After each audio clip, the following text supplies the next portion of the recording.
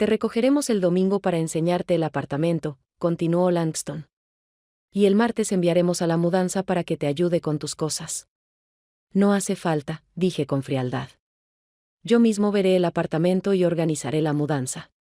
Lo que quieras, dijo Langston encogiéndose de hombros. Aquí tienes la dirección y las llaves. Puso el sobre la mesa. El señor Higgins sacó otro documento. Debe firmar este aviso de reubicación temporal, dijo. Solo formalmente, para confirmar que ha sido informado. Tomé el bolígrafo y firmé sin leer. ¿Qué importaba? De todas formas, no tenía otra opción. Cuando se fueron, me quedé sentado en el silencio de la sala un buen rato, contemplando los arces por la ventana. La lluvia había arreciado y las gotas resbalaban por el cristal como lágrimas que me negaba a derramar. Mi primera emoción fue la desesperación. Había perdido. Langston me había engañado, se había aprovechado de mi ingenuidad, de mi amor por él. No solo me estaba quitando la casa. Me estaba arrebatando mi dignidad, mi independencia, todo por lo que había luchado desde la muerte de Randall. Entonces llegó la furia, ardiente, devoradora. Caminé por las habitaciones que pronto dejarían de ser mías e imaginé a Pearl dando órdenes a los trabajadores, derribando paredes, tirando mis muebles, destruyendo todo lo que había hecho mía esta casa. Al anochecer, la rabia había dado paso a una fría determinación. No dejaré que me desechen tan fácilmente. Si quieren guerra, la tendrán. A la mañana siguiente, fui a ver el apartamento que me habían alquilado. Riverbend no era el peor barrio de Detroit, pero tampoco el mejor.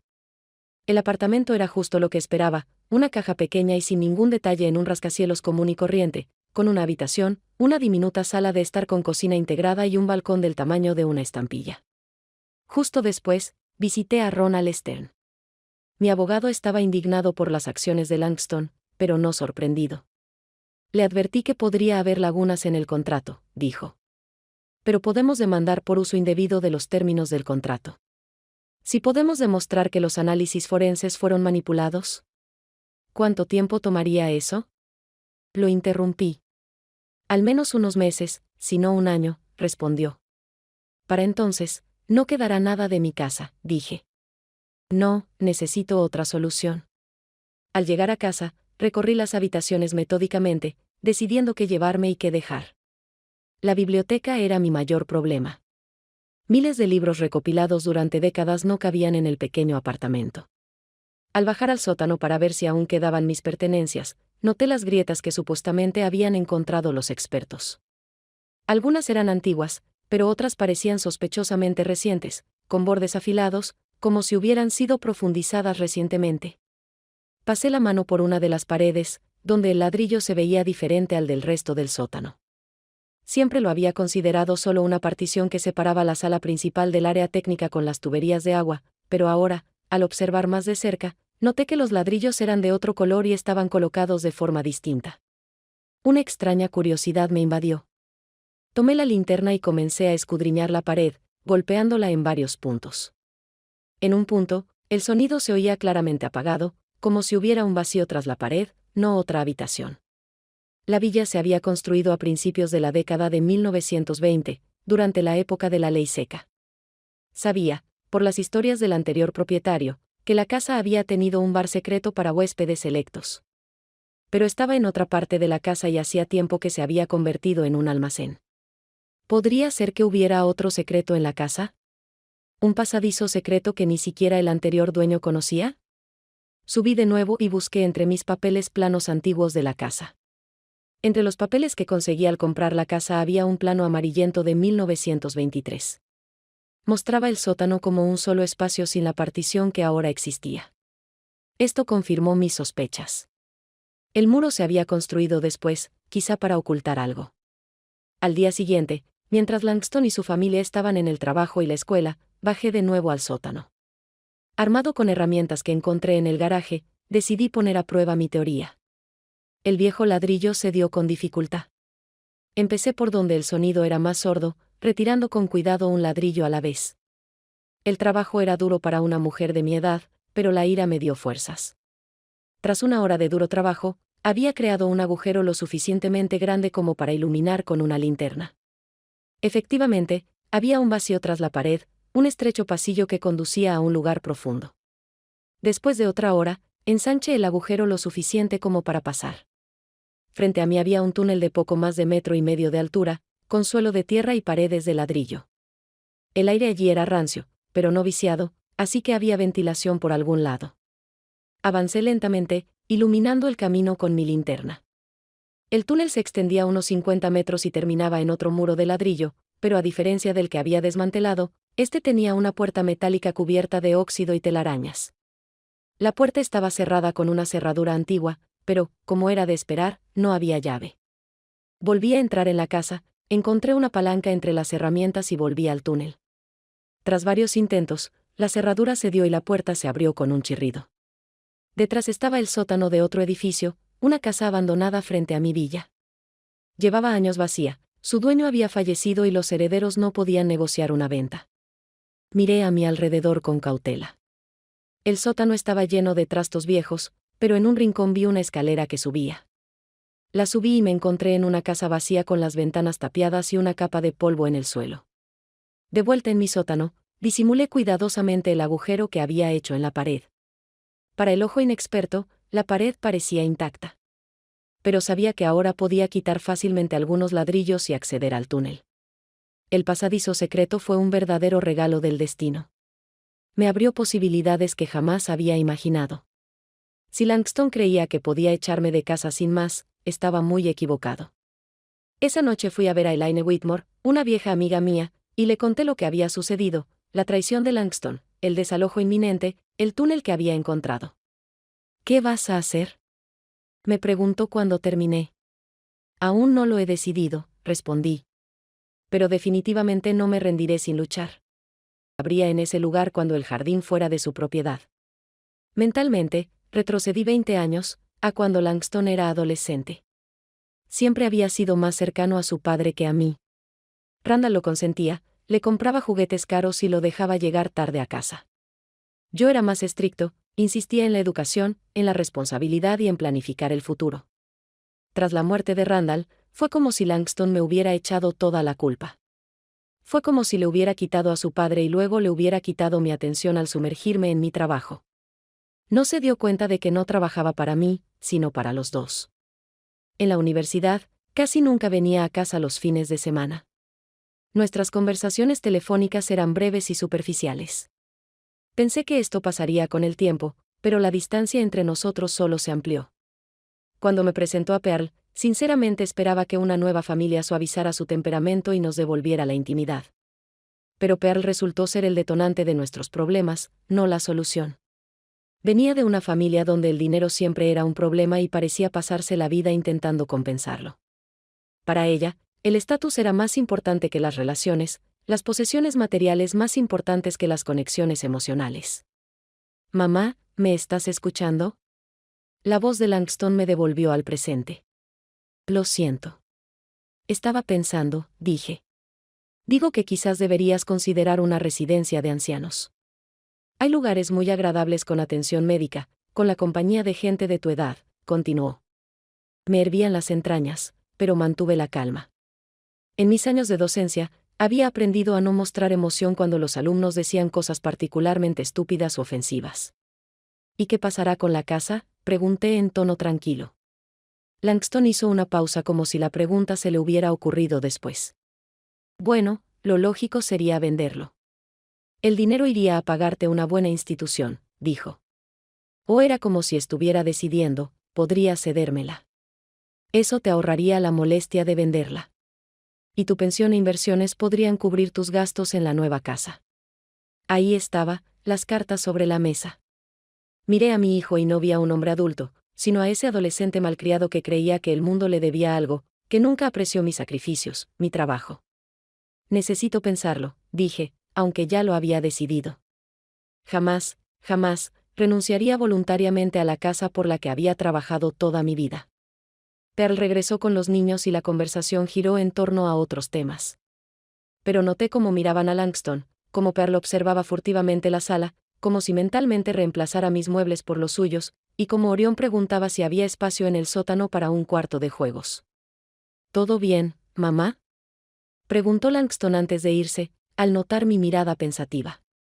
Claro, respondí con una sonrisa. Solo estoy un poco cansada. La edad, ya sabes. Añadí la última frase a propósito. Para que pensara que sus palabras sobre mi vulnerabilidad me habían llamado la atención. Para que creyera que empezaba a aceptar su idea. Cuando se marcharon, me quedé un buen rato junto a la ventana, viendo cómo su todoterreno plateado desaparecía por la esquina.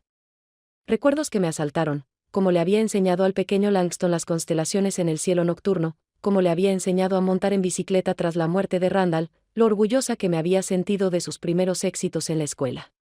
¿Dónde y cuándo perdí a mi hijo? ¿Cuándo se convirtió en un hombre que admira a su madre y solo ve un obstáculo para su herencia? Por la noche, no podía dormir. Me quedé a oscuras, escuchando el tic. Solo agua, respondió Langston, acomodándose en el sillón de cuero junto a la chimenea. No tardaremos mucho. Pearl comenzó su recorrido habitual por la casa, aparentemente conocía cada rincón, cada grieta del techo, cada crujido del suelo. Por la mañana, me desperté con una sensación de inquietud. Sabía que esta no sería la última conversación que tendría sobre la casa. Presionarían, buscando maneras de convencerme u obligarme a ceder. Y tenía que estar preparado. Bajé a la oficina y saqué de la caja fuerte todos los documentos de la casa, la factura de compraventa, las pólizas de seguro, los resultados de la última tasación inmobiliaria. Necesitaba saber exactamente cuál era mi situación legal, qué influencia tenía, qué opciones tenían. Langston heredó mi terquedad, pero por desgracia no mi ética. Podía apreciarlo en su forma de gestionar los negocios en su empresa, siempre al límite de lo aceptable, siempre buscando lagunas y soluciones alternativas. Si estaba decidido a quedarse con mi casa, no se detendría en una sola conversación. Las escrituras confirmaron lo que ya sabía, la casa era toda mía, libre de cargas y deudas. Siempre había pagado mis impuestos a tiempo y mantenía el edificio en buen estado. La última tasación, realizada hace 3 años, mostró que el valor de la villa casi se había duplicado desde que la compré. No me extraña que Langston y Pearl le tuvieran el ojo puesto. En su situación financiera actual, con hipotecas, gastos de colegios privados para los niños y un estilo de vida que superaba sus posibilidades, una casa así sería un auténtico tesoro para ellos. Guardé los documentos en la caja fuerte y me acerqué a la ventana. El día estaba despejado y soleado. En el jardín, las hojas de los arces que planté hacía 15 años caían. Recordé haber plantado cada árbol, cada parterre. Esta casa, este jardín, eran parte de mí, una extensión de mi personalidad. Y yo, Muriel Baster, no iba a rendirme sin luchar. Esta villa no es solo un edificio de 4 habitaciones con una biblioteca antigua. Es un símbolo de todo lo que he logrado con mis propias manos. Y no dejaré que Langston ni su codiciosa esposa me lo quiten, al menos no tan fácilmente como esperan. Langston llamó 3 días después de que hablamos de la residencia de ancianos. Mamá, quiero disculparme si fui demasiado directo, dijo. Su voz sonaba suave, casi sincera. Pearl y yo solo estamos preocupados por ti. Me quedé callado, dándole la oportunidad de hablar. Era un truco que había aprendido tras años de docencia, que el silencio a menudo hacía que las personas revelaran sus verdaderas intenciones mejor que las preguntas más hábiles. Mira, he estado pensando en nuestra conversación, y quizá lo de la residencia de ancianos fue prematuro, continuó tras una pausa. Pero sigo pensando que debemos pensar en tu futuro. ¿Qué sugieres?, pregunté finalmente. Comamos juntos este domingo, solos tú y yo, sin Pearl ni los niños.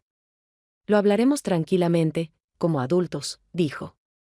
Acepté, aunque sabía que era solo una táctica nueva. Langston nunca renunció a sus objetivos, una cualidad que le había inculcado de joven. El domingo nos vimos en un pequeño restaurante italiano en el centro de Detroit. Langston estuvo inusualmente atento, preguntándome por mi salud, mis clases del club de lectura y mis planes para el verano. Respondí brevemente, esperando a que llegara al verdadero propósito de nuestra reunión. Mamá, dijo finalmente, apartando el plato de postre, he estado pensando mucho en nuestra situación, en ti, en la casa, en el futuro. Esperé en silencio a que continuara. Entiendo que no quieras desprenderte de la casa.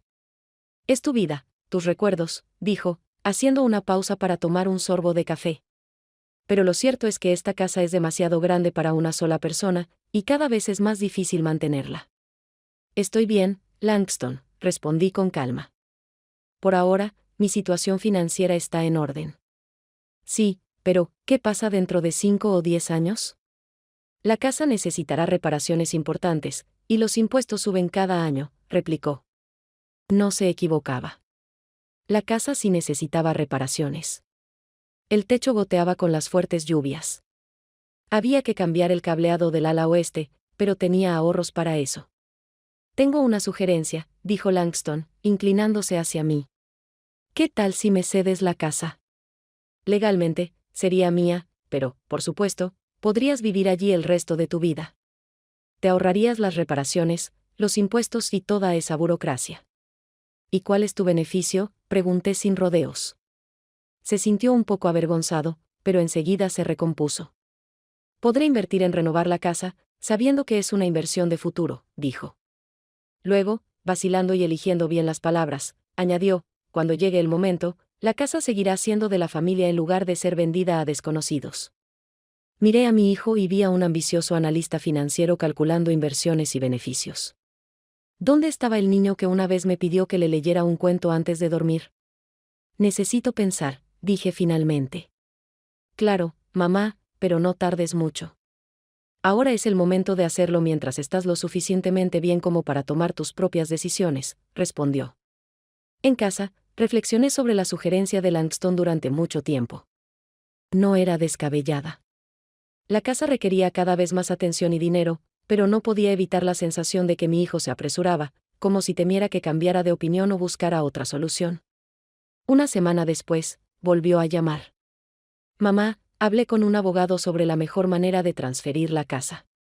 Dijo que la manera más fácil es una escritura de donación con residencia vitalicia, dijo. Tienes mucha prisa, Langston, respondí, molesto. Aún no me he decidido. Solo estoy recopilando información, dijo con voz resentida. Para que ambos sepamos de qué estamos hablando. Tras esta conversación, decidí consultar con mi propio abogado. Ronald Stern llevaba más de 15 años gestionando mis asuntos y confiaba en su criterio. Señora Baster, ¿está segura de que quiere renunciar a la propiedad de la casa?, preguntó cuando le expliqué la propuesta de Langston. No estoy seguro, pero necesito saber cuáles podrían ser las consecuencias, respondí. Ronald se frotó el puente de la nariz, un gesto que siempre hacía cuando no le gustaba una situación. Verá, el derecho de residencia vitalicia lo protege del desalojo, dijo. Pero hizo una pausa. Ha habido casos en los que se han encontrado lagunas legales, sobre todo si el nuevo propietario decide vender la casa o remodelarla. Entonces, en teoría, ¿mi hijo podría desalojarme a pesar del acuerdo?, pregunté. En teoría, sí. Podemos redactar un contrato muy estricto, pero en estos casos no hay garantías absolutas, respondió. Salí de la oficina de Ronald con el corazón apesadumbrado. No quería pensar que Langston fuera capaz de un comportamiento tan despreciable.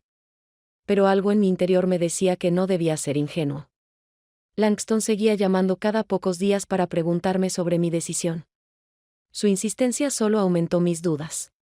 En una conversación, mencionó que él y Pearl estaban pensando en mudarse a un mejor barrio. Orión se gradúa el año que viene, dijo. Queremos que entre en una buena universidad, y eso requiere la dirección y el barrio adecuados. Sentí una punzada de culpa. Quizás soy demasiado egoísta al aferrarme a una casa demasiado grande para mí sola. Quizás sería más beneficioso para una familia joven con hijos. El domingo siguiente, Langston llegó solo, sin Pearl ni los niños. Me trajo una caja de bombones, de mi marca favorita, que ya había mencionado hacía un tiempo. Este gesto de atención me conmovió más de lo que esperaba. Mamá, no quiero presionarte, dijo, sentado conmigo en la sala. Pero creo que mi propuesta es lo mejor para ambos. Habló de lo agradable que sería para él y para mí volver a vivir bajo el mismo techo, de cómo sus hijos podrían ver a su abuela más a menudo, de cómo seríamos una verdadera familia, no solo parientes que se ven en vacaciones. ¿De verdad crees que cabremos todos en esta casa?, pregunté. Tú, Pearl, los niños y yo. La casa es enorme, mamá. 4 habitaciones, una biblioteca que podría convertirse en una quinta. Hay espacio de sobra para todos, respondió. Miré a mi hijo y, de repente, vi algo en sus ojos que nunca antes había visto, desesperación. No solo el deseo de una casa, sino la necesidad real de tenerla. ¿Tienes problemas financieros?, le pregunté sin rodeos. Langston apartó la mirada. No hay problemas, solo algunas dificultades. La empresa está recortando las bonificaciones y nuestros gastos están subiendo. Orión quiere ir a Princeton. El patinaje artístico de Cordelia, todo cuesta dinero, dijo.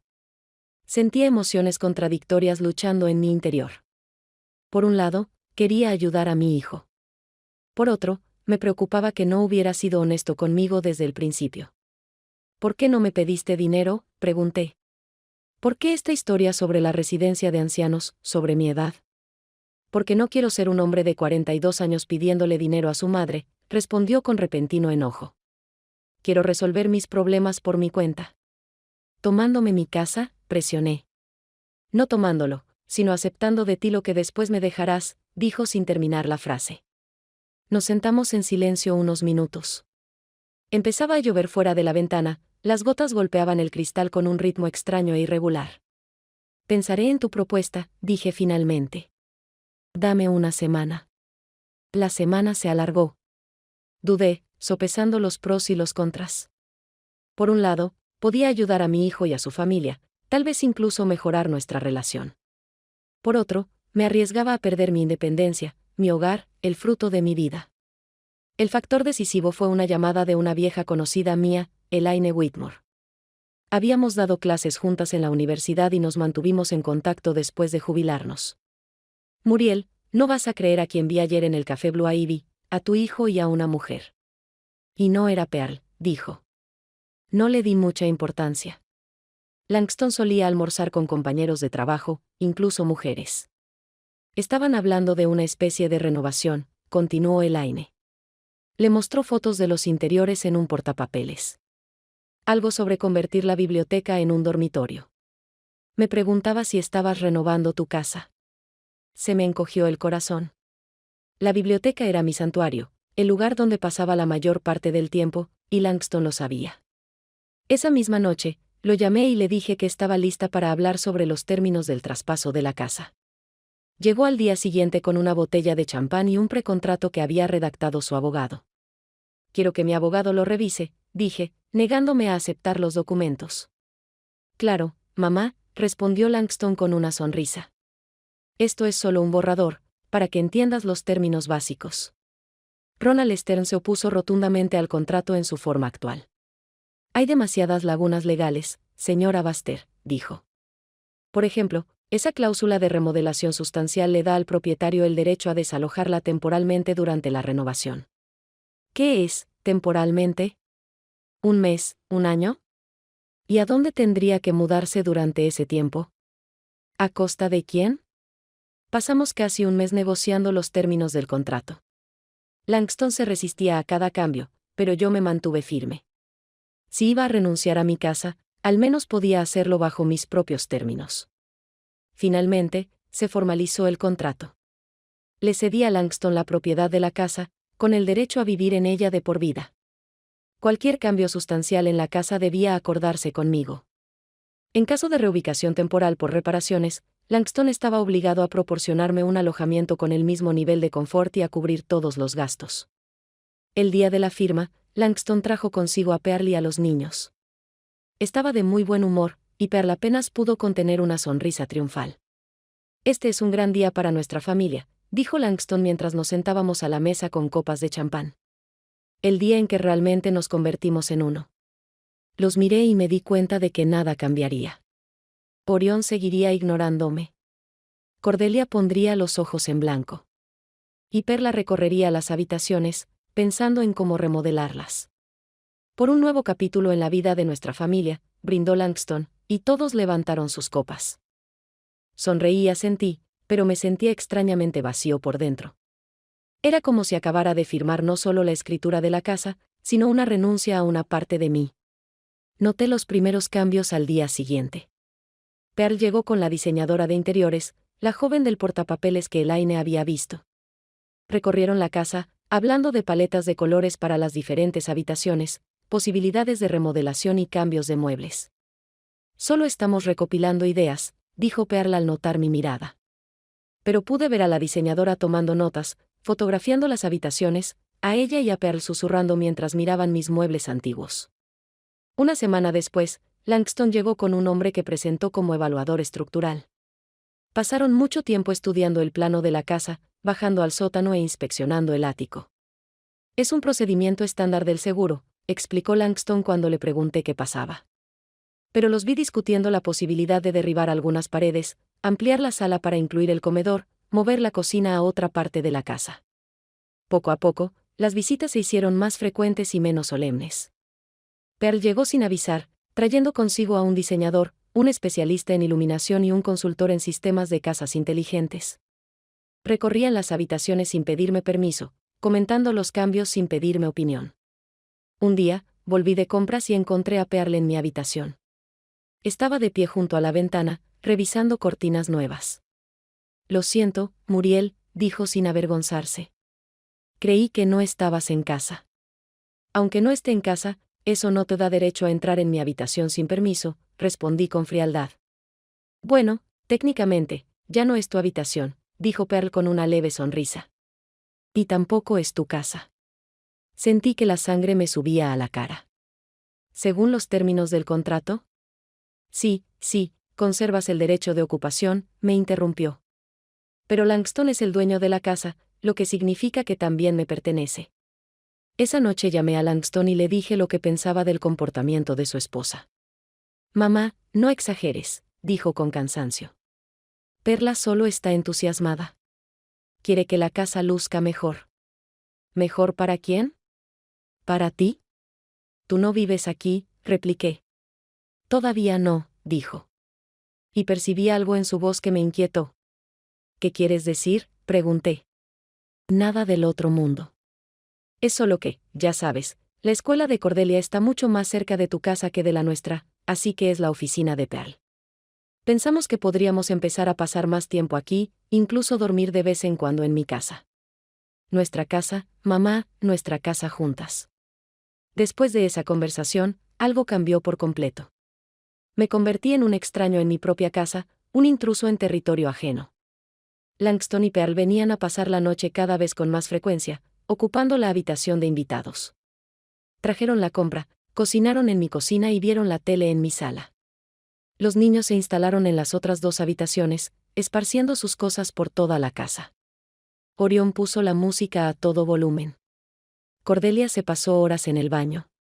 Una noche, al bajar a la cocina a buscar agua, pillé a Langston y a Pearl hablando.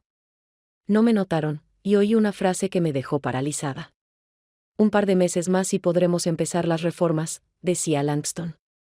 El abogado dice que la cláusula de remodelación sustancial nos da derecho a desalojarla temporalmente mientras se realizan las obras. ¿Y si se niega?, preguntó Perla. No lo hará. Un contrato es un contrato. Además, le buscaremos un buen apartamento temporalmente, claro, respondió Langston. Regresé silenciosamente a mi habitación, con el corazón latiéndome con fuerza y las manos temblorosas. Planeaban desalojarme de mi propia casa, aprovechando una laguna legal que mi abogado había intentado cerrar, pero al parecer fracasó por completo. Al día siguiente, llamé a Ronald Stern. No pueden desalojarla así como así, señora Baster, dijo después de escucharme. Para una remodelación importante, se necesita una buena razón, fallas estructurales, problemas con los servicios públicos, algo así. ¿Y si ellos mismos crean esos problemas?, pregunté, recordando el estudio de Langston sobre los planos de la casa. Ronald guardó silencio un momento. Eso sería fraude, pero sería muy difícil de probar, dijo. Colgué el teléfono con una sensación de absoluta impotencia. Había cometido un grave error al creerle a mi hijo, y ahora estaba pagando por mi ingenuidad. Esa noche, mientras yacía en mi cama, sin poder dormir por la música alta que salía de la habitación de Orión, oí que se abría la puerta. En la penumbra, vi la silueta de Perla. Lo siento, dijo al notar que estaba despierta. Creí que ya estabas en la cama. Solo quería ver el tamaño de la habitación. El diseñador y yo estamos pensando en convertirla en la habitación principal cuando... No terminó la frase, pero era obvio. Cuando no estoy aquí. Perla, dije con calma, sal de mi habitación ahora mismo. Resopló, pero salió, cerrando la puerta con fuerza. Me quedé a oscuras, escuchando la lluvia fuera de la ventana y la música de la habitación de mi nieto. Y supe que tenía que hacer algo. No podía dejar que me echaran de la casa por la que había trabajado toda mi vida. A la mañana siguiente, cuando todos se habían ido, Langston al trabajo, Pearl a su oficina, los niños a la escuela, comencé a inspeccionar la casa. Necesitaba conocer todas sus debilidades y fortalezas, todos sus secretos. Si mi hijo y su esposa planeaban un juego, yo tenía que conocer las reglas mejor que ellos.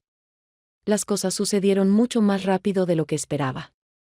Tras semanas de una extraña convivencia, con mi casa llenándose poco a poco de cosas y planes ajenos, Langston dio el golpe decisivo. Estaba tomando mi café de la mañana en el comedor, revisando el correo, cuando oí el ruido de un coche acercándose. Langston no solía llegar tan temprano. Tenía que estar en la oficina a las 9 de la mañana. Me acerqué a la ventana y lo vi salir del coche con un hombre de traje elegante. Un minuto después, sonó el timbre. «Mamá, me gustaría presentarte al señor Higgins, mi abogado», presentó Langston a su acompañante cuando abrí la puerta. El señor Higgins, un hombre delgado de mirada penetrante y labios finos, asintió cortésmente. Sostenía un maletín de cuero que parecía contener documentos que podrían arruinarle la vida a alguien. Resultó que era precisamente eso. «Tenemos que hablar», dijo Langston en un tono que no presagiaba nada bueno. Entramos a la sala. Ofrecí café, pero los invitados lo rechazaron. El señor Higgins abrió su maletín y sacó una carpeta con papeles. «Señora Baster», comenzó con tono formal, «represento a su hijo en un asunto relacionado con la propiedad en la dirección de...». «Mamá, no nos pongamos formales», lo interrumpió Langston. «Ya sabes de qué se trata». Esperé en silencio lo que sucedería después. Tenía un mal presentimiento. «Recibimos el informe de la oficina del inspector de obras», continuó Langston. «La casa tiene serios problemas con los cimientos y las estructuras de soporte. Se requieren reparaciones importantes, que tardarán al menos 3 meses.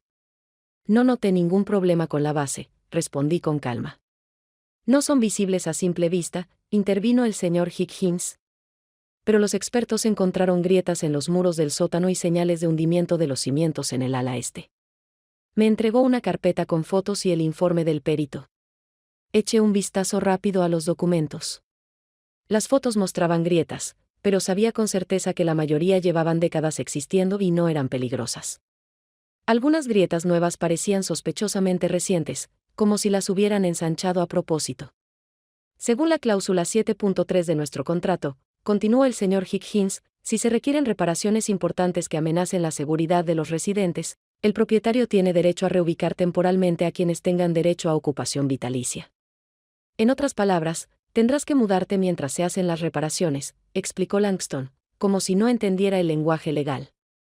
«Ya te encontramos un apartamento estupendo en Riverbend. Es un estudio, pero muy acogedor. Está todo pagado con 3 meses de antelación». Miré a mi hijo y no lo reconocí. No había ni una pizca de duda en sus ojos, ni un atisbo de vergüenza, solo la determinación de quien persigue sus metas cueste lo que cueste. «¿Y si el peritaje demuestra que la reparación tardará más de 3 meses?», pregunté. Langston y el abogado se miraron. «Entonces extenderemos el contrato», respondió Langston. «Corre por nuestra cuenta, como se acordó en el contrato». «¿Qué pasa si no estoy de acuerdo con las conclusiones de sus expertos y quiero un examen independiente?», insistí. «Claro que tiene derecho a hacerlo, señora Baster», dijo el señor Higgins, arrugando ligeramente la nariz. «Pero el contrato estipula que, si existe un informe de peritos certificados, la reubicación temporal puede llevarse a cabo de inmediato, y el examen independiente se realiza posteriormente. Si no confirma la necesidad de reparaciones, puede regresar a la casa y reclamar una indemnización». «¿Inmediatamente?». Sentí un escalofrío. «¿Qué significa inmediatamente?». «Dentro de 7 días», respondió el abogado. «Eso significa que tiene hasta el próximo martes para desalojar el inmueble». Miré a Langston. Me sostuvo la mirada, pero en sus ojos vi algo parecido a la culpa, pero pronto fue reemplazado por una determinación obstinada. «Mamá, no es para siempre», dijo, intentando suavizar la situación. «Son solo unos meses mientras ponemos la casa en orden». «¿Limpiado?», pregunté. «O redecorado hasta quedar irreconocible, según los planos que tu diseñador ha estado dibujando durante las últimas semanas?». Langston parecía un poco avergonzado, pero enseguida se recompuso. Por supuesto, aprovecharemos la situación para renovar el interior, pero el objetivo principal es la seguridad. Tu seguridad incluida. Guardé silencio, intentando comprender qué estaba pasando. Me estaban desalojando de mi propia casa, aprovechándose de una laguna legal en el contrato que había firmado con tanta imprudencia. Cuando terminen las reformas, ¿podré volver?, pregunté finalmente. Langston y el abogado volvieron a intercambiar mirada. Estaba tomando mi café de la mañana en el comedor, revisando el correo, cuando oí el ruido de un coche acercándose. Langston no solía llegar tan temprano. Tenía que estar en la oficina a las 9 de la mañana. Me acerqué a la ventana y lo vi salir del coche con un hombre de traje elegante. Un minuto después, sonó el timbre. Mamá, me gustaría presentarte al señor Higgins, mi abogado, presentó Langston a su acompañante cuando abrí la puerta. El señor Higgins, un hombre delgado de mirada penetrante y labios finos, asintió cortésmente. Sostenía un maletín de cuero que parecía contener documentos que podrían arruinarle la vida a alguien. Resultó que era precisamente eso. Tenemos que hablar, dijo Langston en un tono que no presagiaba nada bueno. Entramos a la sala. Ofrecí café, pero los invitados... Te recogeremos el domingo para enseñarte el apartamento, continuó Langston. Y el martes enviaremos a la mudanza para que te ayude con tus cosas. No hace falta, dije con frialdad. Yo mismo veré el apartamento y organizaré la mudanza. Lo que quieras, dijo Langston encogiéndose de hombros. Aquí tienes la dirección y las llaves. Puso el sobre la mesa. El señor Higgins sacó otro documento. Debe firmar este aviso de reubicación temporal, dijo. Solo formalmente, para confirmar que ha sido informado. Tomé el bolígrafo y firmé sin leer. ¿Qué importaba? De todas formas, no tenía otra opción. Cuando se fueron, me quedé sentado en el silencio de la sala un buen rato, contemplando los arces por la ventana. La lluvia había arreciado y las gotas resbalaban por el cristal como lágrimas que me negaba a derramar. Mi primera emoción fue la desesperación. Había perdido. Langston me había engañado, se había aprovechado de mi ingenuidad, de mi amor por él. No solo me estaba quitando la casa. Me estaba arrebatando mi dignidad, mi independencia, todo por lo que había luchado desde la muerte de Randall. Entonces llegó la furia, ardiente, devoradora. Caminé por las habitaciones que pronto dejarían de ser mías e imaginé a Pearl dando órdenes a los trabajadores, derribando paredes, tirando mis muebles, destruyendo todo lo que había hecho mía esta casa.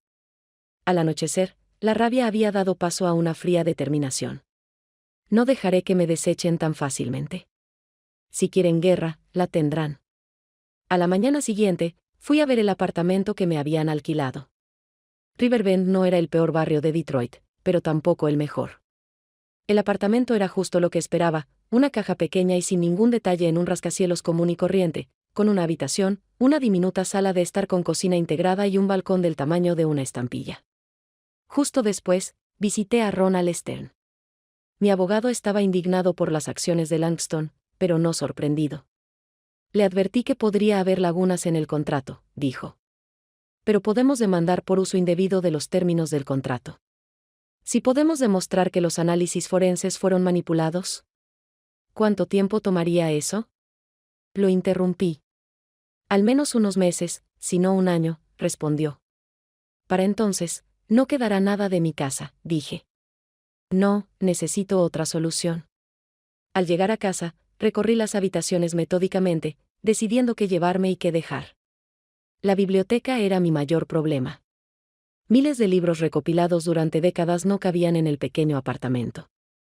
Al bajar al sótano para ver si aún quedaban mis pertenencias, noté las grietas que supuestamente habían encontrado los expertos. Algunas eran antiguas, pero otras parecían sospechosamente recientes, con bordes afilados, como si hubieran sido profundizadas recientemente. Pasé la mano por una de las paredes, donde el ladrillo se veía diferente al del resto del sótano. Siempre lo había considerado solo una partición que separaba la sala principal del área técnica con las tuberías de agua, pero ahora, al observar más de cerca, noté que los ladrillos eran de otro color y estaban colocados de forma distinta. Una extraña curiosidad me invadió. Tomé la linterna y comencé a escudriñar la pared, golpeándola en varios puntos. En un punto, el sonido se oía claramente apagado, como si hubiera un vacío tras la pared, no otra habitación. La villa se había construido a principios de la década de 1920, durante la época de la ley seca. Sabía, por las historias del anterior propietario, que la casa había tenido un bar secreto para huéspedes selectos. Pero estaba en otra parte de la casa y hacía tiempo que se había convertido en un almacén. ¿Podría ser que hubiera otro secreto en la casa?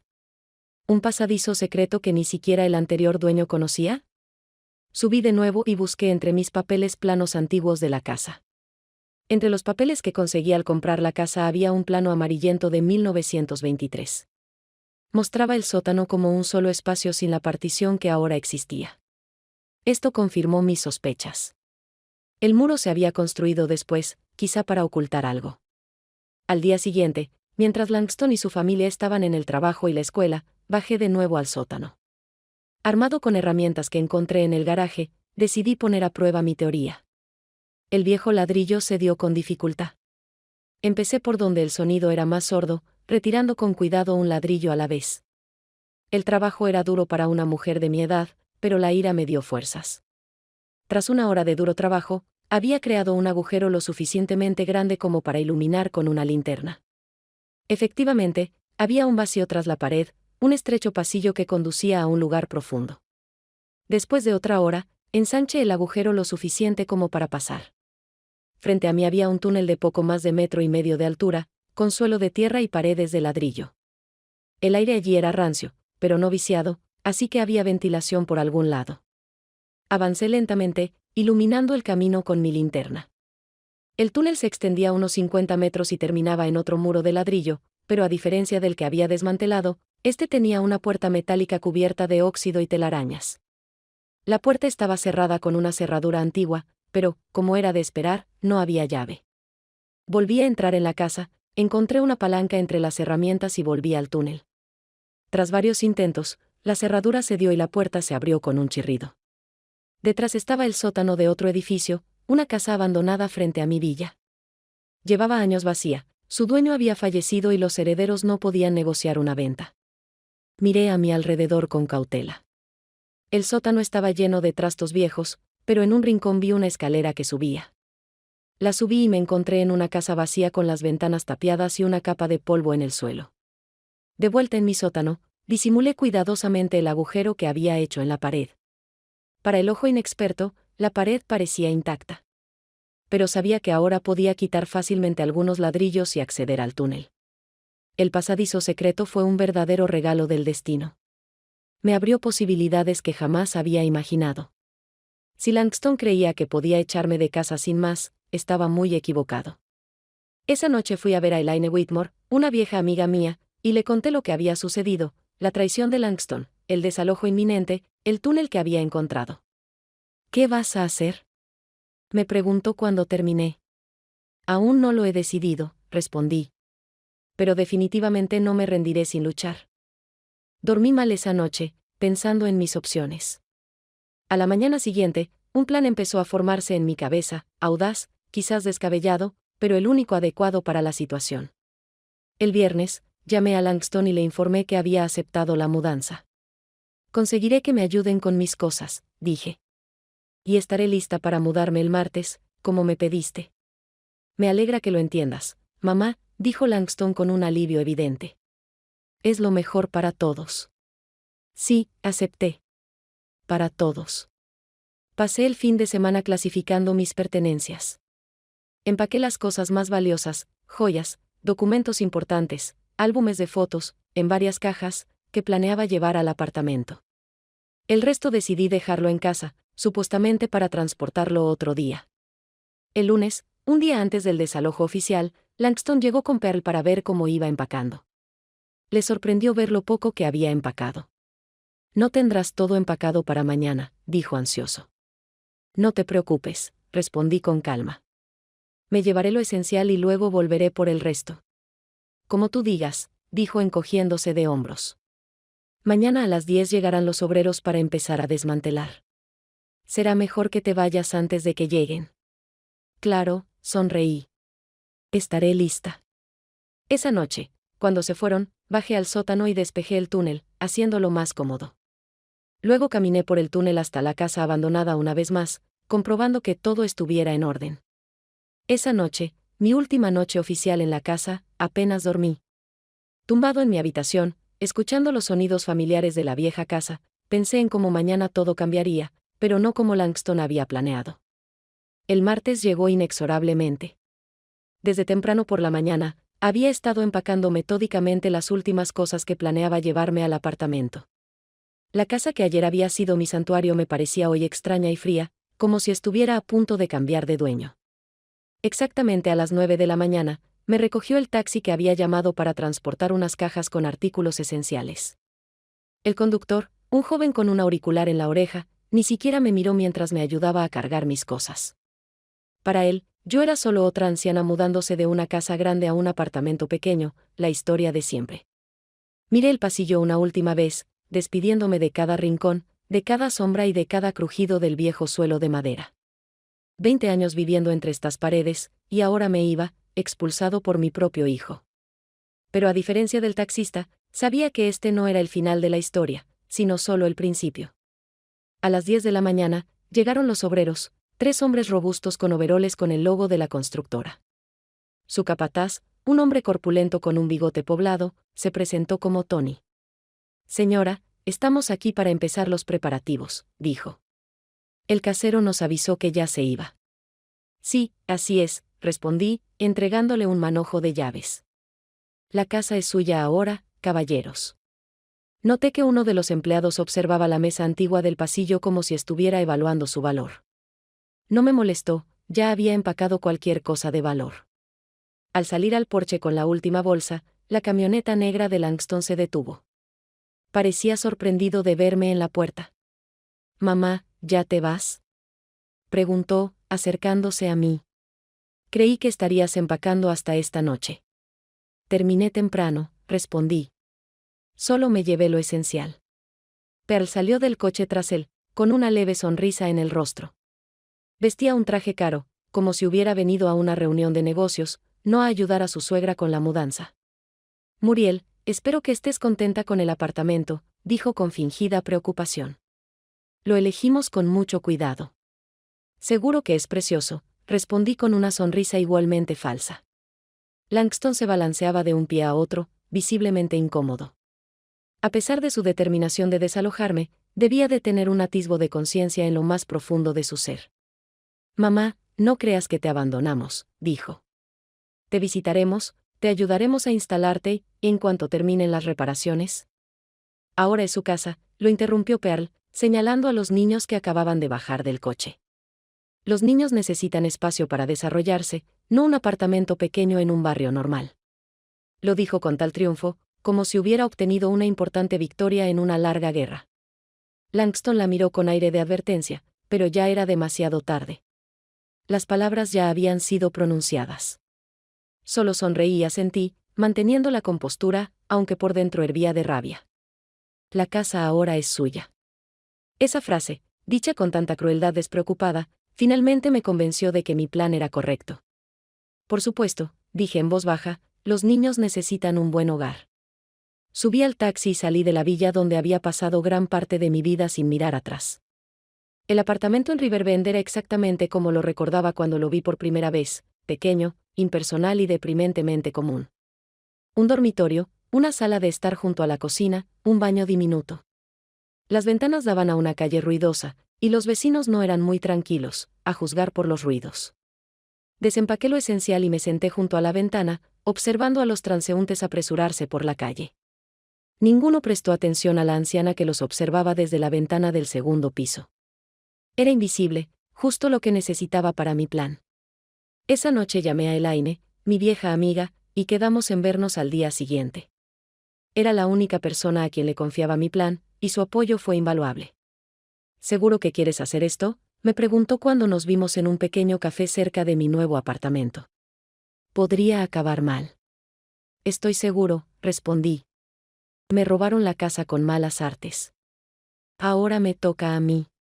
Elaine negó con la cabeza, pero pude ver la aprobación en sus ojos. Siempre había sido un poco rebelde, incluso a nuestra edad. «Entonces hablemos de los detalles», dijo, inclinándose hacia mí sobre la mesa. Ya había empezado a difundir rumores entre mis conocidos de la zona de Palmer Woods. Pasé los siguientes días preparándome para mi primera visita a mi antigua casa. Compré algunas cosas que podrían ser útiles: ropa negra, guantes, una linterna con filtro rojo, crayones y una grabadora pequeña. También grabé algunos efectos de sonido en mi teléfono: crujidos, susurros extraños. El viernes por la noche, al anochecer, fui a la casa abandonada frente a la villa. Los vecinos no me hicieron caso, solo era una anciana que quizá regresaba de una reunión con amigos. Esperé a que la calle se vaciara y me colé sin que nadie me viera en el patio del edificio abandonado. Entré por la puerta trasera que había preparado durante mis exploraciones anteriores. La casa estaba oscura y polvorienta, pero ya conocía el camino al sótano. Desde allí, linterna en mano, seguí el túnel hasta el muro de ladrillo que la separaba del sótano de mi villa. Quité con cuidado los ladrillos que había ocultado en mi última visita y me colé por la abertura. Ahora estaba en el sótano de mi antigua casa. Mi corazón latía con fuerza como un adolescente en su primera cita, pero mis manos se mantuvieron firmes. Se oían pasos y voces arriba. Langston y su familia ya se habían mudado, tal como sospechaba. Durante los primeros días, estarían demasiado ocupados adaptándose como para notar nada fuera de lo común. Pero pronto, muy pronto, eso cambiaría. Subí con cuidado las escaleras desde el sótano, evitando cualquier peldaño que pudiera crujir. La puerta de arriba estaba entreabierta, otra señal de que los nuevos inquilinos no esperaban problemas. Silenciosamente, como una sombra, me deslicé por el pasillo del primer piso. La casa tenía un aspecto extraño. Algunos muebles seguían siendo míos, pero también había objetos nuevos. Las paredes donde antes colgaban mis cuadros eran ahora reproducciones llamativas, lo que Pearl, al parecer, consideraba una muestra de buen gusto. Desde la sala se oía el sonido del televisor y las voces de Langston y Pearl hablando de algo sobre el día siguiente. Los niños parecían estar arriba, escuchando la música apagada. Para mi primera visita, decidí hacer poco más que alterar un poco la situación, sembrar las primeras dudas. Reorganicé algunos objetos de la cocina, moví las tazas de un estante a otro, intercambié los aleros y pimenteros, y moví el temporizador de su sitio habitual al otro extremo de la mesa. Luego entré al comedor, donde Pearl ya había sacado su juego de ceremonias, el que con tanto orgullo me había enseñado hacía unos meses. Reordené ligeramente los platos, desplazándolos unos centímetros, y giré uno de los tenedores: pequeños detalles, cambios insignificantes que podrían achacarse a la distracción o al cansancio. Pero conocí a Pearl, era meticulosa hasta el último detalle y se aseguraba de notar cuando algo andaba mal. Antes de irme, dejé una pequeña sorpresa en el baño del primer piso. Dibujé con crayón un símbolo apenas perceptible detrás del espejo, que solo se veía al inclinarlo. Nada siniestro, solo una figura geométrica que, sin embargo, parecía lo suficientemente extraña como para causar preocupación. Regresé al sótano por el mismo camino, tapé el agujero en la pared y salí por la casa abandonada. La primera visita fue un éxito. Nadie me notó. Nadie sospechó nada. Durante 3 días, esperé el momento oportuno, dándole tiempo a mi familia para que descubriera los pequeños cambios que había hecho. Mientras tanto, mi plan recibió un apoyo inesperado de Elaine y su círculo social. Elaine, como prometió, empezó a difundir rumores sobre mi antigua villa entre sus conocidos de la zona de Palmer Woods. Contó una historia inventada sobre el asesinato de una joven en la casa en la década de 1920, cuyo cuerpo quedó enterrado en la pared del sótano. La historia era completamente falsa, pero parecía bastante plausible, sobre todo considerando la antigüedad del edificio y su arquitectura. Me encontré con Pearl en el supermercado, me contó Elaine por teléfono. Parecía preocupada. Charlé un poco sobre el barrio, sobre las casas, y le comenté que algunos de los edificios más antiguos de Palmer Woods tenían una historia complicada. ¿Y cómo reaccionó?, le pregunté. Al principio, le restó importancia. Pero cuando mencioné su dirección exacta y la historia del asesinato, palideció visiblemente. Fingí arrepentirme de lo que había dicho y me marché a toda prisa. Pero la duda ya estaba sembrada, dijo Elaine. Sonreí, imaginando a Pearl llegando a casa y empezando a buscar información en Internet sobre su nuevo hogar. No encontrará nada, claro, pero la simple anticipación del miedo a veces da más miedo que el miedo mismo. El martes decidí hacer una segunda visita. Esta vez, fui más valiente. Llevé una grabadora con sonidos grabados y la escondí en un respiradero del segundo piso, programando el temporizador para las 3 de la mañana.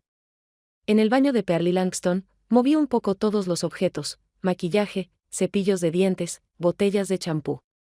En el dormitorio de los niños, saqué algunas cosas de los cajones, di la vuelta a los cuadros de las mesas y abrí un poco la ventana que solían mantener cerrada.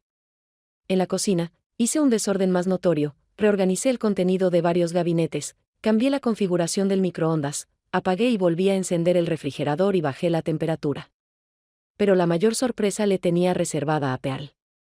Conociendo su naturaleza pedante, entré en su armario y reordené un poco su ropa, reordené algunos vestidos, ordené los zapatos que siempre colocaba por pares, y en la parte interior de la puerta del armario, donde seguro lo notaría, dibujé con crayón el mismo símbolo que había dibujado en el baño. Antes de irme, dejé otra pequeña sorpresa: gotas de pintura roja que parecían sangre en el piso del sótano, que conducían a la misma pared donde, según la leyenda, estaba emparedada la desafortunada víctima. Al irme, sentí una extraña satisfacción, no regodeo, no, sino más bien una sensación de justicia restaurada. Me habían quitado mi casa usando trucos sucios y lagunas legales. Ahora yo les estaba arrebatando la paz y el sueño. Durante los siguientes días, observé la casa desde lejos. Elaine, que tenía más oportunidad de interactuar con los vecinos, me informaba regularmente sobre el estado de ánimo de la familia. Pearl se ha estado quejando con Susan Morris de que pasan cosas raras en la casa, informó después de otra reunión en el club de lectura local. Cosas que se mueven, ruidos extraños por la noche. Orión se niega a dormir en su habitación, dice que hace frío y siente como si alguien lo estuviera mirando. Asentí, satisfecho con el resultado. Mi plan estaba funcionando incluso mejor de lo esperado. El viernes siguiente, decidí intensificar el efecto. Esta vez, traje un pequeño proyector que compré en una tienda de electrónica. Lo instalé en un lugar discreto del segundo piso y lo ajusté para que a las 3 de la mañana apareciera una sombra parecida a una figura humana en la pared del pasillo. Además, usé el viejo truco de la cuerda, atar hilos finos a varios objetos en la habitación de Pearl y Langston, llevando los extremos hasta el conducto de ventilación. Por la noche, cuando dormían, podía tirar ligeramente de los hilos, haciendo que los objetos se movieran como si fueran solos. En la habitación de Cordelia, dejé un pequeño espejo, en cuyo reverso dibujé el mismo símbolo. Conociendo la curiosidad de la niña, estaba seguro de que descubriría el dibujo. Una semana después de mi operación, los resultados superaron todas mis expectativas. Elaine contó que Cordelia se negaba a quedarse sola en casa y lloraba cada vez que tenía que ir a su habitación. Orión se había mudado al sofá de la sala, alegando que algo andaba mal en su dormitorio. Perla, según los vecinos, parecía agotada y nerviosa, quejándose constantemente de insomnio y ruidos extraños en la casa. ¿Y Langston?, pregunté tras escuchar el informe de Elaine. Está aguantando, dijo. Intenta encontrar una explicación racional a todo lo que está pasando, llamó a un electricista para que revisara el cableado, incluso consultó a un psicólogo por los niños. Pero ayer lo vi en la biblioteca, buscando libros sobre lo paranormal. Sonreí. Incluso mi hijo, racional y pragmático, empezaba a cuestionar su sentido común. Mis visitas nocturnas se volvían cada vez más atrevidas. Dejé marcas de tiza en el suelo, reorganicé los muebles, cambié la configuración de los electrodomésticos. Una vez, incluso me atreví a escribir la palabra «salir» en el espejo empañado del baño, que se suponía que debía verse al ducharse. El clímax llegó cuando me colé en la casa cuando Pearl estaba sola, Langston estaba en el trabajo y los niños en la escuela. Escondida en la despensa, esperé a que subiera al segundo piso y luego reordené rápidamente todos los objetos en la mesa de centro de la sala. Cuando Pearl bajó y vio los cambios, gritó tan fuerte que temí que los vecinos llamaran a la policía. Pero nadie vino. Pearl se quedó de pie en medio de la sala, temblando, con toda su mirada fija en los objetos desplazados y una expresión de puro terror en el rostro. Esa misma noche, al volver a casa por el túnel, oí a Pearl gritarle a Langston: «Ya no puedo vivir aquí. No puedo. Hay algo en esta casa, algo terrible». «Pearl, cálmate», intentó tranquilizarla Langston. «Es solo una casa vieja, y tiene sus peculiaridades». «¿Peculiaridades?». Su voz se quebró en un chillido. ¿Lo llamas peculiaridades? Los objetos se mueven solos. Aparecen símbolos extraños en los espejos. Oigo pasos por la noche cuando todos duermen. Esas no son peculiaridades, Langston. Son raras. Sonreí al percibir la desesperación en su voz. Solo un poco más, y mi objetivo estaría cumplido. Al día siguiente, Elaine me informó que Cordelia se había negado rotundamente a volver a casa después de la escuela y que estaba pasando la noche en casa de una amiga. Orión también había encontrado una excusa para pasar la noche en casa de una amiga, y se rumoreaba que Perla había ido al médico, quejándose de agotamiento nervioso e insomnio. Están al borde, dijo Elaine. Un empujón más y se romperán. Asentí. Era hora del acorde final. Esa noche, entré a la casa como siempre por el túnel. Pero esta vez, traje un pequeño altavoz con amplificador que escondí en el sistema de ventilación. A las 3 de la mañana, cuando la casa quedó en silencio, encendí la cinta, un sonido bajo, monótono, como un gemido, que parecía venir de todas partes y de ninguna al mismo tiempo. El efecto fue instantáneo. Oí a alguien gritar arriba, probablemente Pearl. Luego se oyeron pasos apresurados, el sonido de puertas abriéndose, voces asustadas. Salí rápidamente de casa, pero antes de irme, le di un último toque a la mesa de la cocina, donde seguro la verían por la mañana, y dibujé con tiza un símbolo grande y distintivo, el mismo que había usado antes, pero ahora mucho más prominente. De vuelta en mi apartamento, me dormí con una sensación de logro. Mi plan había funcionado. La familia que me había quitado la casa ya no podía vivir en ella. A la mañana siguiente, Elaine me llamó. No te lo vas a creer, dijo emocionada. Pearl se llevó a los niños a casa de su madre. Se niega a volver a la casa. Dice que está embrujada por un espíritu maligno que quiere que se vayan. Sonreí.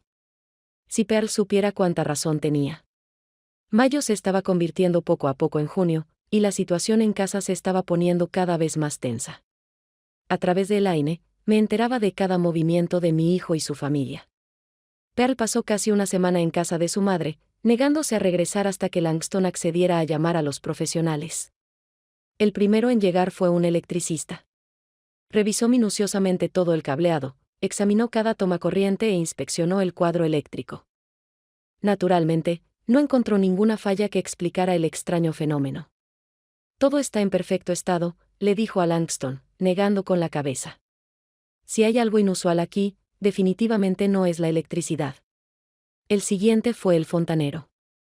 Los ruidos extraños en las tuberías son comunes en las casas antiguas, pero no encontró nada más que unas pequeñas fugas que no podían estar causando los fenómenos que la familia había descrito. Desesperado por una explicación racional, Langston recurrió a una vidente. Elaine me lo contó con un placer indisimulado. Deberías haber visto a esa mujer, se rió por teléfono, con chales y cristales alrededor del cuello. Una auténtica roadie. Pero hay que reconocerle el mérito, sabe lo que hace. En cuanto entró en la casa, empezó a hablar de energía intensa y rastros de tragedia. ¿Qué dijo?, pregunté. Ah, esa es la mejor parte, exclamó Elaine. Dijo que la casa está embrujada por el espíritu de una mujer que se siente traicionada y engañada. El espíritu está aferrado a la casa y no puede irse, pero quiere que quienes han invadido su territorio se vayan. Me reí. La psíquica estaba más cerca de la verdad de lo que creía. ¿Y Langston lo creyó?, pregunté. No exactamente, pero Pearl sí. Exigió un ritual de purificación para la casa. ¿Puedes creerlo? Toda una empresaria moderna, y cree en espíritus y rituales, dijo Elaine. El ritual de purificación no funcionó, por supuesto. Continué con mis visitas nocturnas, aunque con más precaución. Ahora, la casa solía tener desconocidos. Pero eso no me impidió dejar rastros de mi presencia, sonidos extraños, objetos desubicados, símbolos misteriosos. Tras la psíquica, Langston, aún reticente a admitir una explicación sobrenatural, contrató a un detective privado. Esta decisión me alarmó un poco. Un profesional podría detectar rastros de mi presencia, pero el detective, tras pasar días y noches en la casa, no encontró nada. Qué extraño, le dijo a Langston, de Elaine, quien escuchó la historia por un vecino. No creo en fantasmas, pero aquí está pasando algo que no puedo explicar. Las cámaras no graban nada. Los sensores de movimiento no se activan, pero los objetos se mueven y se oyen los sonidos con claridad. Tras la marcha del detective, fui aún más cuidadoso. Ahora sabía exactamente dónde estaban las cámaras y los sensores, y podía evitarlos fácilmente. Mis visitas se volvieron menos frecuentes, pero más efectivas. Actuaba solo en puntos ciegos, dejando los mensajes más aterradores en los lugares que las cámaras no cubrían. Mientras tanto, los rumores de una casa maldita en Palmer Woods se extendían por el vecindario. Elaine y sus amigos hicieron todo lo posible, contándoles a todos sobre sucesos misteriosos, sobre gritos nocturnos y sobre una figura que supuestamente se veía en las ventanas cuando no había nadie en la casa. Los vecinos empezaron a evitar la villa. El cartero se negaba a acercarse a la casa y dejaba el correo en un buzón en la esquina. Incluso los servicios de reparto se resistían a acudir a la dirección, sobre todo por la noche. «Mamá, algo raro pasa en casa», me dijo Langston durante una de sus raras visitas a mi apartamento. Parecía exhausto, con ojeras. No puedo explicarlo. ¿Explicar qué?, pregunté inocentemente. Las cosas se mueven solas. Oímos pasos por la noche cuando todos duermen. Aparecen símbolos extraños en los espejos. Perla está histérica. Los niños se niegan a vivir allí. Quizás la casa simplemente sea vieja, sugerí. Las casas antiguas tienen sus peculiaridades. No es ninguna rareza, mamá, dijo Langston negando con la cabeza. He llamado a expertos, a un sacerdote, incluso a un vidente. Nadie puede explicar qué está pasando, y los vecinos nos miran como si fuéramos leprosos. Puse cara de compasión, aunque por dentro estaba aplaudiendo. Mi plan estaba funcionando incluso mejor de lo que esperaba. ¿Qué planeas hacer?, pregunté. No lo sé, suspiró. Pearl quiere vender la casa y mudarse. Dice que no puede dormir allí, que siente la presencia de alguien todo el tiempo. ¿Qué pasa contigo? Sí, no sé. Se frotó la cara con las manos. Invertimos muchísimo dinero en esta casa, renovaciones, remodelaciones, y ahora, si la vendemos, va a tener un descuento enorme. Nadie querrá comprar una casa con semejante reputación. Asentí, fingiendo comprender su dilema. Pero en el fondo, me sentía triunfante. Se habían apropiado de mi casa aprovechando un vacío legal, pero no podían vivir en ella. Ahora se veían obligados a venderla, perdiendo dinero y reputación. Se hizo justicia. El momento decisivo llegó a mediados de junio. Llevaba días preparándome para ello, pensando en cada detalle. Iba a ser el último golpe, el golpe definitivo que los obligaría a entregar la casa. Esa noche, entré a la villa por el túnel, como siempre. Pero esta vez, iba completamente armado, una sábana blanca, maquillaje especial que brilla en la oscuridad y grabaciones de sonidos espeluznantes en un potente altavoz. Sabía que Pearl y los niños habían regresado de otra escapada a casa de sus padres, y Langston había insistido en que intentaran vivir en la casa una vez más. Después de esperar a que todos se durmieran, comencé mi presentación. Primero, sonidos suaves, apenas audibles, crujidos, susurros. Luego, gemidos más fuertes, pasos en el pasillo, el sonido de objetos cayendo, y finalmente, el clímax. Yo, envuelta en una sábana, con la cara brillando en la oscuridad, subiendo lentamente las escaleras hasta el segundo piso donde estaban los dormitorios. La primera persona que me vio fue Cordelia. Salió de su habitación, aparentemente tras oír el ruido, y se quedó paralizada al ver al fantasma subiendo las escaleras. Su grito despertó a todos los demás. Pearl saltó de su habitación en camisón, me vio y gritó tan fuerte que las ventanas parecieron temblar. Orión miró desde su habitación y cerró la puerta de golpe. Langston, en pijama y camiseta, salió corriendo al pasillo con un bate de béisbol en las manos. Al ver al fantasma, se quedó paralizado, sin poder creer lo que veía. Levanté lentamente la mano, señalándolo, y dije en voz baja y distorsionada, «Vete. Esta casa no es tuya». Entonces me di la vuelta y bajé lentamente las escaleras, desapareciendo en la oscuridad del primer piso. Rápidamente me quité la sábana, me escondí en el sótano y salí de la casa por el túnel, llevándome todas las pruebas. El resultado superó mis expectativas. En menos de una hora, Pearl y los niños salieron de casa sin llevarse ni lo esencial. Salieron directamente en pijama, subieron al coche de Langston y fueron a casa de los padres de Pearl. Al día siguiente, Elaine me llamó, apenas conteniendo la risa. No te vas a creer lo que pasó. Todo el vecindario habla de ello. Pearl jura que vio un fantasma de verdad que les ordenó salir de la casa. Se niega rotundamente a volver allí y ha devuelto a los niños a sus padres. Dicen que incluso ha consultado a un terapeuta por una crisis nerviosa. ¿Y Langston?, pregunté, aunque ya sabía la respuesta.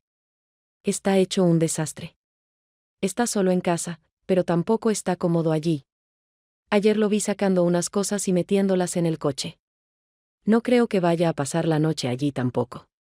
Una semana después del avistamiento del fantasma, Langston puso la casa a la venta. El precio estaba muy por debajo del valor de mercado, pero ni siquiera eso atrajo a los compradores. Los rumores de la casa maldita se extendieron por todo Detroit, y nadie quería meterse con semejante propiedad.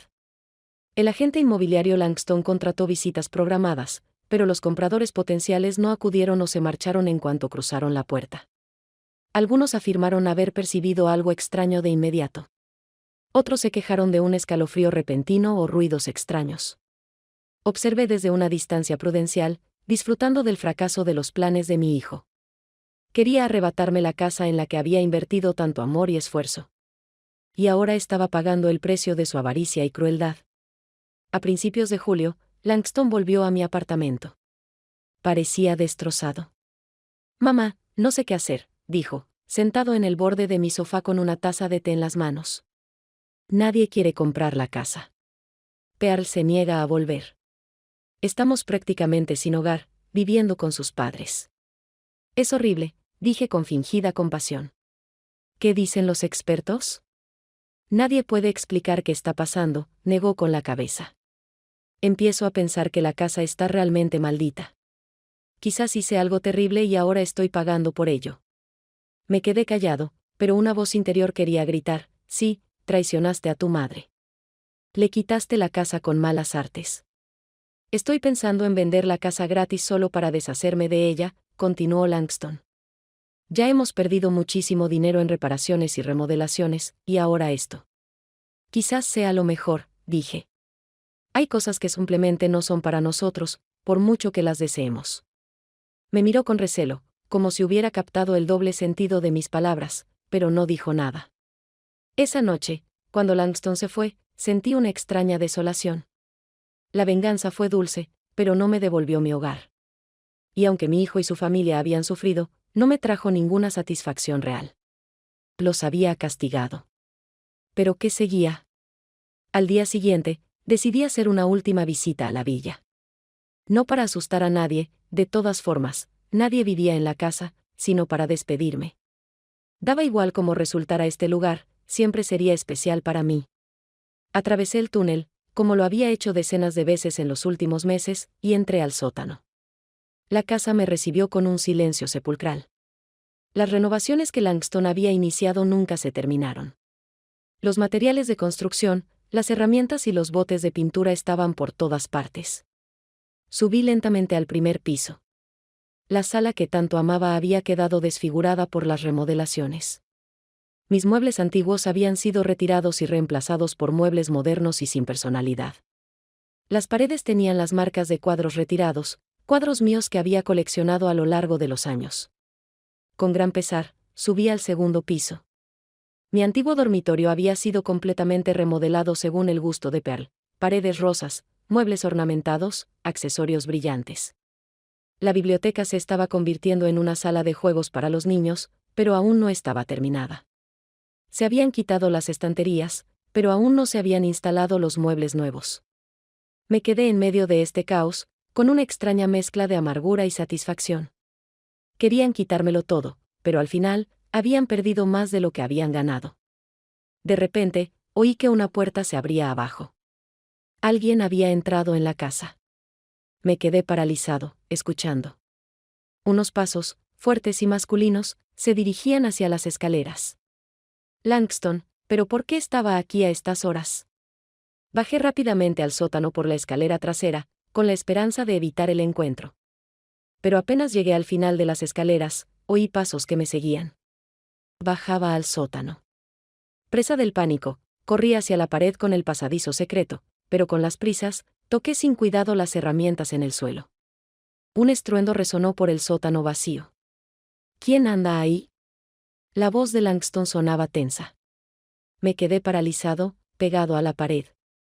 La linterna se deslizó por la habitación, iluminando cajas viejas, herramientas y rincones polvorientos. De repente, Ella se detuvo en la pared donde estaba la entrada del túnel. El ladrillo tenía marcas, arañazos, rozaduras, pequeños desconchones, las marcas de mis múltiples penetraciones. Langston se acercó, iluminó la pared con una linterna desde todos los lados y la golpeó. El sonido era apagado, delatando el vacío tras los ladrillos. «¿Qué demonios es eso?», murmuró, y empezó a tantear la pared, golpeando diferentes ladrillos. Me di cuenta de que estaba a punto de descubrir un pasadizo secreto. Tuve que correr, pero no había otra salida del sótano, solo tenía que atravesar el primer piso, pasando junto a Langston. Entonces, uno de los ladrillos se dio bajo su mano. Langston retrocedió sorprendido y luego atrajo el ladrillo hacia sí. Salió fácilmente de la mampostería, dejando un agujero lo suficientemente grande como para iluminar con una linterna. «¿Un túnel?», dijo asombrado. «Hay un pasadizo secreto aquí en mi casa». Sacó unos cuantos ladrillos más, ensanchando el agujero hasta que pudo mirar dentro. El haz de luz de la linterna se deslizó por el suelo de tierra del túnel, sobre las paredes de ladrillo, y se detuvo en la puerta metálica del otro extremo. Y entonces noté algo que Langston no había visto. Mi bufanda estaba en el suelo del túnel. Se me cayó en una de mis últimas visitas y no me había dado cuenta de que faltaba. Una bufanda que Langston reconoció fácilmente, me la había regalado por Navidad hacía unos años. Contuve la respiración, esperando la inevitable revelación. Pero Langston, absorto en su descubrimiento, no se fijó en la bufanda. Estaba demasiado asombrado por la existencia del pasadizo secreto. «Así que es eso», murmuró. «Por eso pasaban cosas raras en la casa. Alguien usaba este túnel para colarse de noche». Se enderezó, mirando a su alrededor con una nueva comprensión. De repente, su mirada se detuvo en algo en un rincón del sótano. Se acercó y recogió un objeto.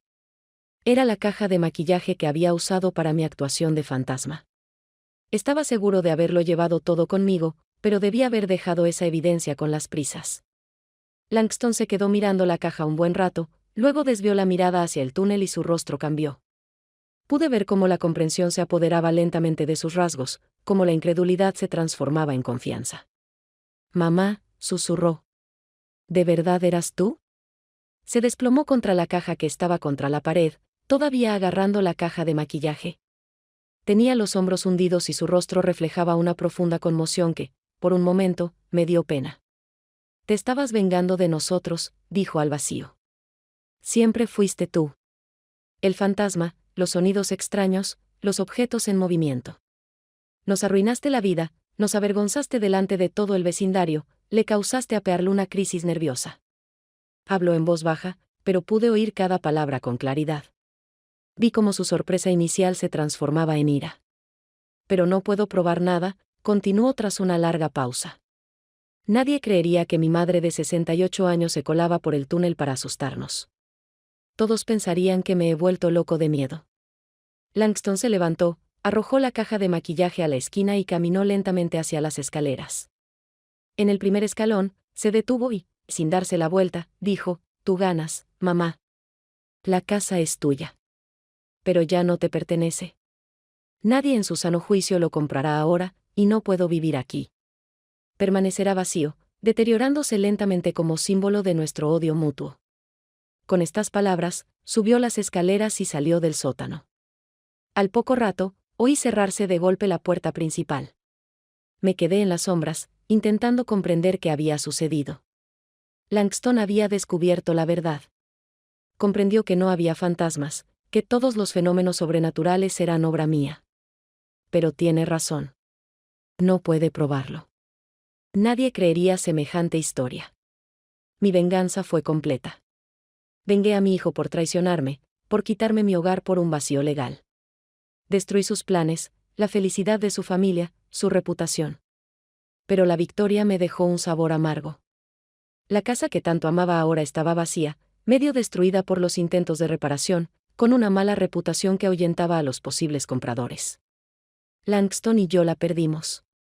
Caminé lentamente hacia el túnel, echando un último vistazo al sótano. Aquí había comenzado mi venganza, y aquí terminaría. El círculo se había cerrado. Mientras caminaba por el túnel, recogí mi bufanda, la única prueba que Langston no había notado. Simbólicamente, era su regalo, un símbolo de los lazos familiares que ambos habíamos roto con nuestras acciones. Al salir de la casa abandonada a la tranquila calle de Palmer Woods, sentí un extraño alivio. La venganza no me había traído la felicidad, pero sí la liberación. Ya no era víctima de las circunstancias. Había tomado el destino en mis manos y había devuelto el golpe por el golpe. Mientras caminaba de regreso a mi pequeño apartamento, pensé en qué haría a continuación. Quizás era hora de empezar un nuevo capítulo en mi vida sin la villa, sin la relación tóxica con mi hijo, sin amargura ni resentimiento. Después de todo, un hogar son solo paredes. Un verdadero hogar es un lugar donde te sientes libre y en paz. Y por primera vez en mucho tiempo, me sentí precisamente eso, libre y en paz.